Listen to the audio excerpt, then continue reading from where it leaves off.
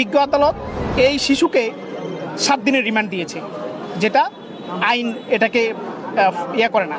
আর এই ছেলেটা হচ্ছে গোল্ডেন জিপিএ পাওয়া একটা ছেলে, মাত্র ঢাকা কলেজে ভর্তি হয়েছে, একটা মেরিটিয়াস স্টুডেন্ট। কিন্তু এই যে 7 দিন তাকে রিমান্ড দেওয়া হয়েছে, তার এটা শারীরিক এবং মানসিকভাবে তাকে যে হেনস্থা করা হবে, তার এটা শিশু আইনের পরিপন্থী এবং মৌলিক অধিকার এবং মানবাধিকারেরও পরিপন্থী।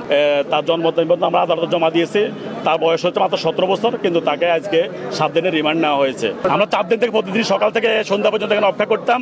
একবার থানায় যেতাম, থানা বলে আমাদের কাছে নাই, ডিবিতে যেতাম, ডিবি বলে আমাদের কাছে নাই, কিন্তু আজকে জানলাম যে তাকে ডিবি থেকে এখানে নিয়ে আসছে।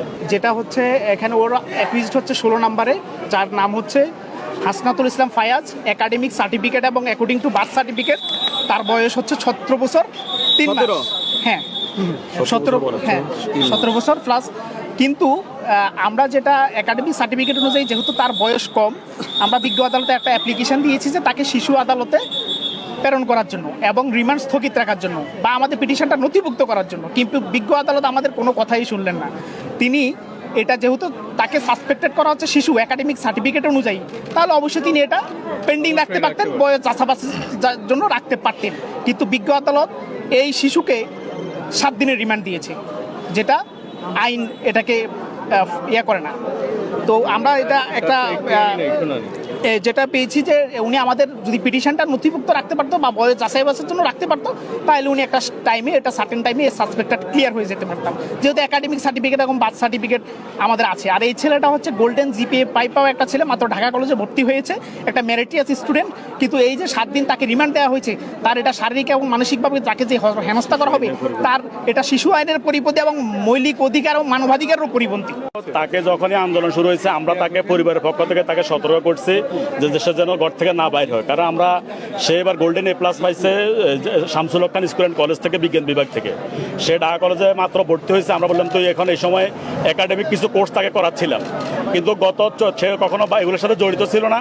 কিন্তু সে বন্ধুবান্ধবরা ছিল, বন্ধুবান্ধব তাকে বিভিন্ন তথ্য ফোনে জানাতো, সে এগুলা বন্ধুবান্ধবদের সাথে কথা বলছে। ওই কথা সূত্র ধরে আমরা জানতে পারছি তাকে 24 তারিখ রাত্রে 10টায় বাসা থেকে তার পিতার বাসা থেকে নিয়ে গেছে। নিয়ে গিয়ে বলছে একটু থানায় গিয়ে একটু কথা বলবে, তার সাথে ওখানে কথা বলছে। কিন্তু আমরা পরবর্তী জানতে পারি যে থানা নিয়ে তাকে তার শারীরিক নির্যাতন করে, তার থেকে যাত্রাবাড়ি থানায় শারীরিক নির্যাতন করে তাকে পুলিশে নিয়ে আসছে। আজকে তার থেকে কথা বললাম। এখন তো তাকে আজকে আবার আমরা শিশু, সে মাত্র তার জন্ম আমরা আদালতে জমা দিয়েছি। তার বয়স হচ্ছে মাত্র 17 বছর, কিন্তু তাকে আজকে 7 দিনের রিমান্ড নেওয়া হয়েছে। আমরা আদালতের কাছে ন্যায় বিচার প্রত্যাশা করেছিলাম যে শিশু আদালত এটাকে প্রেরণ করে শিশু হিসাবে তাকে নথিভুক্ত করে শিশু আইনে তার বিচার ব্যবস্থা করা হোক, যদি সে প্রকৃত অপরাধী হোক। কিন্তু তাকে 24 তারিখ ধরে আজকে 28 তারিখ, 4 দিন পরে আমরা পরিবার জানি না। আমরা বিভিন্ন থানায় যখন খবর নিচ্ছি, এই থানা বলে ওখানে নাই, এই থানা বলে ওখানে নাই, কিন্তু 4 দিন পরে আজকে তাকে আমরা আমরা প্রতিদিন এখানে আসে দাঁড়ায় থাকতাম। আজকে হঠাৎ করে দেখি যে তাকে এখান থেকে বাইর করছে। সাথে সাথে আমরা আইনজীবী গিয়ে তাকে খুলে আমরা কাগজপত্র সাবমিট করছি, কিন্তু বিজ্ঞ আদালত তাকে 7 দিনের রিমান্ড দিয়েছে। আমরা আদালতের কাছে ন্যায় বিচার প্রত্যাশা করছি। ধরছে যাত্রাবাড়ি থানা, ধরে পরে আমরা জানতে পারছি তাকে ডিবিতে, আজকে ডিবি থেকে তাকে নিয়ে আসছে, এতটুকু জানতে পারছি।